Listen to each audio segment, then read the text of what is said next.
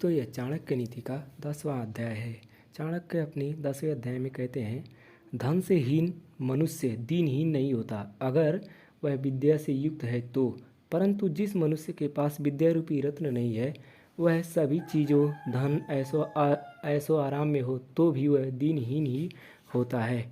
भली प्रकार आँख से देखकर मनुष्य को आगे कदम रखना चाहिए, कपड़े से छान कर जल पीना चाहिए। शास्त्रों के अनुसार कोई भी बात कहने पर पहले सोच समझ कर ही कहनी चाहिए और कार्य भी सोच समझ कर ही करना चाहिए। यदि आपको सुख की इच्छा है तो विद्या अध्ययन का विचार ही छोड़ दें, क्योंकि अगर आप विद्या चाहते हैं तो सुख नहीं, और सुख चाहते हैं तो विद्या नहीं पा सकते। विद्या पाने के लिए थोड़ा परिश्रम और दुख तो करना ही पड़ता है, और यदि विद्यार्थी विद्या सीखने की इच्छा रखता है तो उसे सुख और आराम का त्याग कर देना चाहिए, क्योंकि सुख चाहने वाले को विद्या प्राप्त नहीं हो सकती, और जो विद्या प्राप्त करना चाहता है उसे सुख प्राप्त नहीं हो सकती। हाँ, विद्या प्राप्त करने के बाद सुख और धन दोनों ही प्राप्त हो सकते हैं। कभी अपनी कल्पना से क्या नहीं देख सकता, अर्थात सभी कुछ देख सकते हैं, और स्त्रियां क्या नहीं कर सकती, वह सभी प्रकार की मनमानी कर सकती हैं। नशे में चूर व्यक्ति क्या नहीं बोल सकता, उसे तो कुछ पता ही नहीं होता क्या बोल रहा हूँ, बोलते जाएगा बिना डर के, अर्थात कुछ भी बोल सकता है। और कौवा क्या नहीं खा सकता है। यहाँ आचार्य चाणक्य ने कवि शब्द का प्रयोग ऋषि और कवि दोनों अर्थों में किया है। कहा जाता है, जहाँ ना पहुँचे रवि वहाँ पहुँचे कवि, और ऋषि उसे कहते हैं जो मंत्रों का साक्षात्कार करके ऋषियों मंत्र दृष्टा हो जाता है। स्त्रियां अपने दुस्साहस के कारण ऐसे कार्य कर सकती हैं जिन्हें करने में पूर्व पुरुष कई बार सोचेगा। नशे में चूर व्यक्ति कुछ भी कह सकता है, बता देता है, उस समय उसे भले बुरे का ज्ञान ही नहीं होता।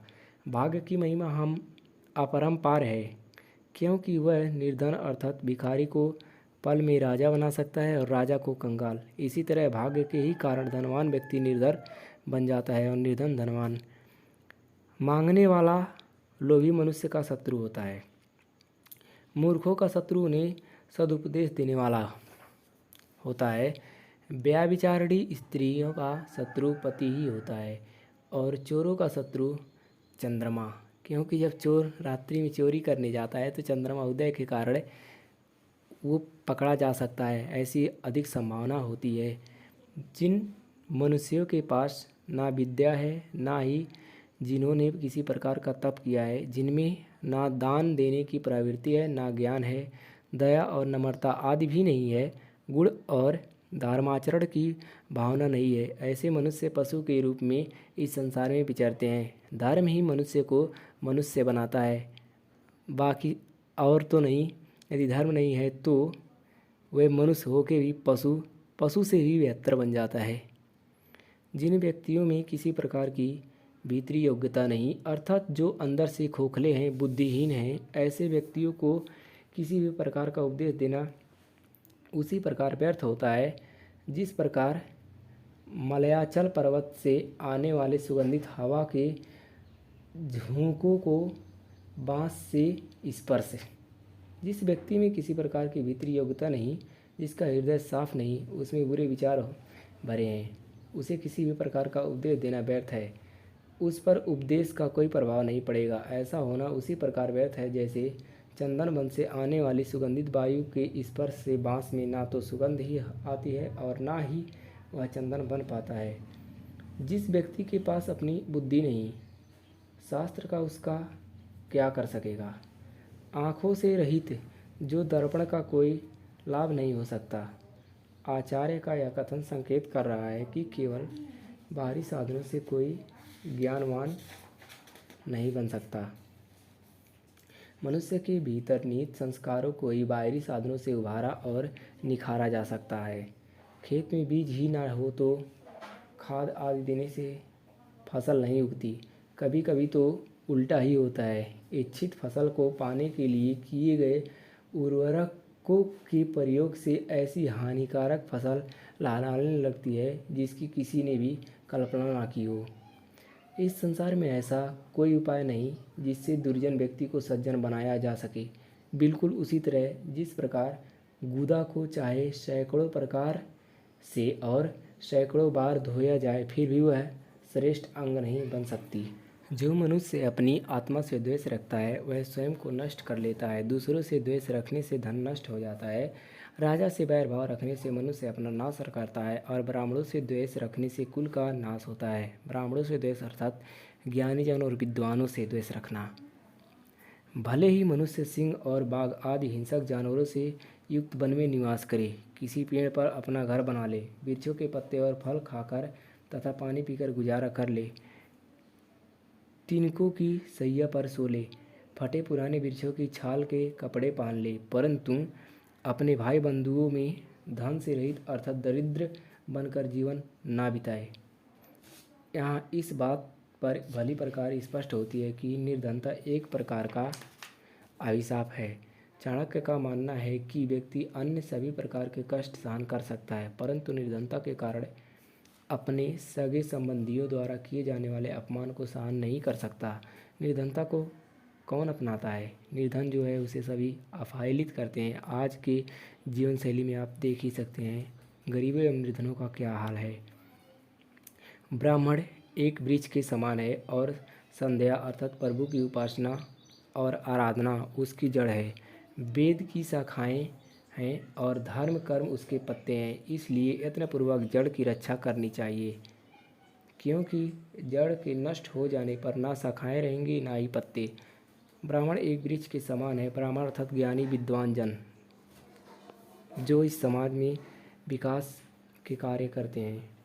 प्रातः और साम्य दो कालों के बीच में जो समय पड़ता है उसे संधि बेला कहते हैं। उस समय ब्राह्मण प्रभु की पूजा व उपासना करता है। यह उसका आवश्यक कर्म है। यह ब्राह्मण रूपी वृक्ष के फलने फूलने की जड़ें हैं अथवा आधार हैं। वेद का ज्ञान उस वृक्ष की शाखाएं हैं। उसके धर्मानुकूल अच्छे कार्य उसके पत्ते के समान हैं। इसलिए यत्नपूर्वक उस वृक्ष के मूल की रक्षा करनी चाहिए। मूल की रक्षा से ही वृक्ष फलता फूलता है। यदि जड़ ही नष्ट हो जाएगी तो वृक्ष कैसे बचेगा? आचार्य यहाँ कहते हैं कि प्रत्येक ब्राह्मण को संध्या करनी चाहिए, इसी से वह ब्रह्मकाल को प्राप्त करता है।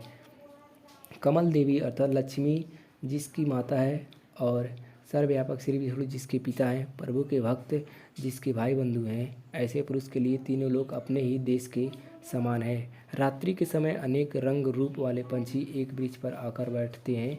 प्रातःकाल के समय वे सभी दसों दिशाओं में उड़ जाते हैं। ऐसे में क्या शोक करना। इस संसार रूपी परिवार में अनेक बंधु बांधव और रिश्तेदार उसी तरह आकर मिलते हैं जिस प्रकार साम्य काल होते ही अनेक तरह के पंछी बसेरा लेने के लिए एक पेड़ पर आग बैठते हैं और समय आने पर अर्थात सूर्योदय होने पर विभिन्न दिशाओं में उड़ चलते हैं। इसी प्रकार एक परिवार में इकट्ठे हुए बंधु बांधव भी समय आने पर बिछुड़ जाते हैं। इसीलिए उनके संबंध में किसी प्रकार का शोक करना उचित नहीं है। जिसके पास बुद्धि अर्थात ज्ञान है उसके पास ही बल है। बुद्धिहीन व्यक्ति के पास बल कहाँ? जंगल में अपनी शक्ति के मद में मस्त सिंह को एक खरगोश ने मार डाला, यह इसी का प्रमाण है। आपने पंचतंत्र कहानी में सुना ही होगा। पंचतंत्र में इस कथा का उल्लेख है जिसमें छोटे से खरगोश ने अपनी बुद्धि के बल से बलवान सिंह को भी मरने को विवश कर दिया। बुद्धिमान व्यक्ति अपने बल का तो सही उपयोग करता ही है, वह दूसरे के बल को भी अपने अनुसार प्रयोग करने में सफल हो जाता है। यदि भगवान विष्णु को सारे संसार का पालन पोषण करने वाला कहा गया है तो मुझे इस जीवन में किसी बात की चिंता करने की आवश्यकता नहीं। यदि भगवान विष्णु ना होते तो गर्भ में स्थित बालक के जीवन के लिए माता के स्तनों में दूध कहाँ से आता? बार बार इस तरह का विचार करके हे तीनों लोगों की सेवा में मैं आपके चरण कमलों की सेवा करते हुए अपना जीवन व्यतीत कर रहा हूँ। भाव यह है कि सृष्टिकर्ता परमेश्वर ही सबका भरण पोषण करते हैं। ऐसी स्थिति में मनुष्यों को किस बात की चिंता नहीं करनी चाहिए, क्योंकि जो बालक गर्भ में है उसके पालन पोषण के लिए माता के स्तनों में दूध पहले ही उत्पन्न हो जाता है। यदि ऐसा है तो चिंता किस बात की? हाँ, परमेश्वर का स्मरण करते हुए उसके प्रति अपनी कृतज्ञता का भाव अवश्य प्रकट करना चाहिए। संस्कृत के अतिरिक्त मैं दूसरी भाषाओं का भी लोभी हूँ। जैसे स्वर्ग में विद्यमान देवताओं को अमृत की प्राप्ति के बाद भी स्वर्ग की अप्सराओं के होठों के रस का पान करने में रुचि रहती है। चाणक्य ने इस श्लोक में संस्कृत भाषा का विशेष आदर करते हुए यह संकेत दिया है कि अन्य भाषाओं को भी सीखना चाहिए। उनका मानना है कि यद्यपि संस्कृत में समस्त रसों का स्वाद है, लेकिन अन्य भाषाओं का स्वाद भी विद्वान को चखना चाहिए, क्योंकि उनका भी अपना एक स्वाद है। उनमें तत्संबंधी संस्कृत और चिंतन की झलक और खुशबू मिलती है। अन्न से 10 गुण अधिक शक्ति उसके आटे में है। आटे से 10 गुणा अधिक शक्ति दूध में है। दूध से 8 गुणा अधिक शक्ति मांस में है और मांस से 10 गुणा अधिक शक्ति घी में है। साग खाने से रोग बढ़ते हैं। दूध से शरीर मोटा होता है।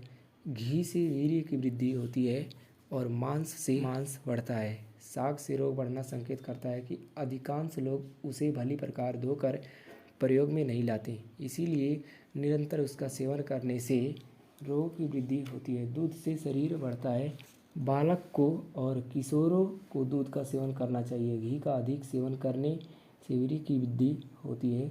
कम मात्रा से ज़्यादा ऊर्जा। मांस खाने से शरीर का मांस बढ़ता है। मोटापे में पीड़ित व्यक्ति को इसके सेवन से बचना चाहिए।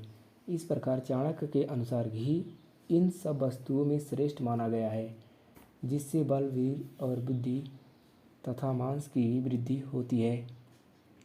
अर्थात सबसे अच्छा आहार घी है।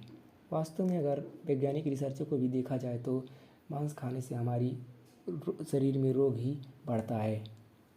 शाकाहारी भोजन से कुछ भी रोग नहीं बढ़ता, बल्कि फ़ायदा ही अधिक होता है।